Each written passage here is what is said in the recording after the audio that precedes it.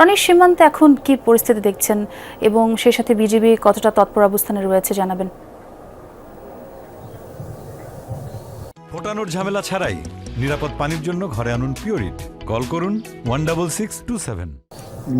জি, আমরা এই মুহূর্তে সীমান্ত এলাকায় রয়েছি। সীমান্তের অবস্থা কিন্তু একেবারে রয়েছে। আমরা বরাবরই সীমান্তে সহ বিভিন্ন সীমান্ত আজকে সকাল থেকে ঘুরে দেখছি যে আসলে বিজিবির তৎপরতা এবং অবস্থান কিন্তু একবার কঠোরভাবে তারা বিভিন্ন পয়েন্টে এবং বিভিন্ন সীমান্তে তারা কিন্তু তাদের যে নজরদারি এবং টহল সেটি কিন্তু জোরদার করেছে। আর একটি তথ্য জানিয়ে রাখি, আজ রাত 2:30টার দিকে কিন্তু সীমান্তের যে লাইট, সেই লাইট বন্ধ করেই পুশিনের যে চেষ্টা করেছিল বিএসএফ 10 জনকে, তাদেরকে তারা ফিরিয়ে নিয়ে গিয়েছে। এবং পঞ্চগড়ের যে বিভিন্ন সীমান্ত রয়েছে, সীমান্তে কিন্তু আমরা দেখছি যে বিজিবি কিন্তু তাদের কঠোর যে অবস্থান সেটি কিন্তু তারা এখনো অব্যাহত রেখেছে। এবং পাশাপাশি স্থানীয় মানুষ যারা রয়েছে তারা অনেক সচেতন করতেছে তাদের, এবং স্থানীয় মানুষরাও কিন্তু বিজিবির সাথে কাজ করছে।